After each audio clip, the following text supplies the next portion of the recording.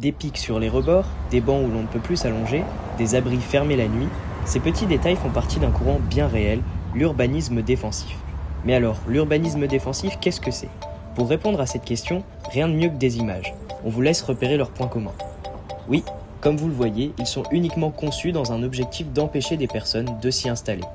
Mais alors, pourquoi cet urbanisme défensif? Pour répondre à un sentiment d'inquiétude et d'insécurité grandissant en Europe, les autorités locales investissent dans des aménagements urbains. Éclairage dans les passages sombres, propreté des lieux publics.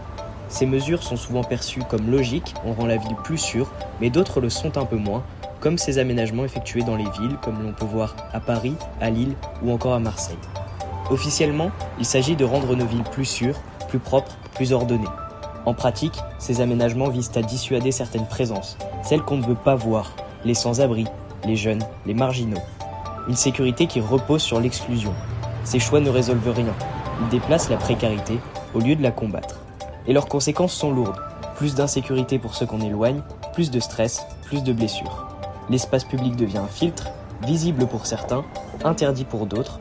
Il renforce la ségrégation dans le sens où certaines zones deviennent off-limit ou accueillantes seulement pour certains usagers. Pourtant, une autre manière d'imaginer la ville existe. Lui, c'est Oscar Newman, et sa théorie, c'est celle du Defensible Space. Newman montre que la sécurité n'a pas besoin de repousser les gens. Elle se construit en donnant aux habitants la responsabilité de leur espace, la possibilité de surveiller naturellement leur environnement et des moyens de contrôler l'accès aux lieux privés ou semi-publics. Un quartier où chacun se sent propriétaire et impliqué devient naturellement plus sûr, sans exclure personne et sans dispositif hostile. Plutôt que d'exclure, certains architectes cherchent à protéger sans punir. C'est le principe du design contre le crime. Né à Londres, ce mouvement imagine des objets urbains qui réduisent les risques sans exclure les gens.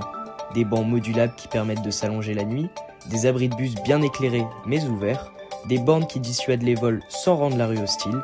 L'idée, c'est d'unir design et empathie au lieu d'opposer sécurité et humanité. En somme, on peut dire que l'urbanisme défensif cherche à effacer la misère. L'urbanisme bienveillant, lui, cherche à accueillir l'humain, à adapter son environnement pour ne pas l'exclure.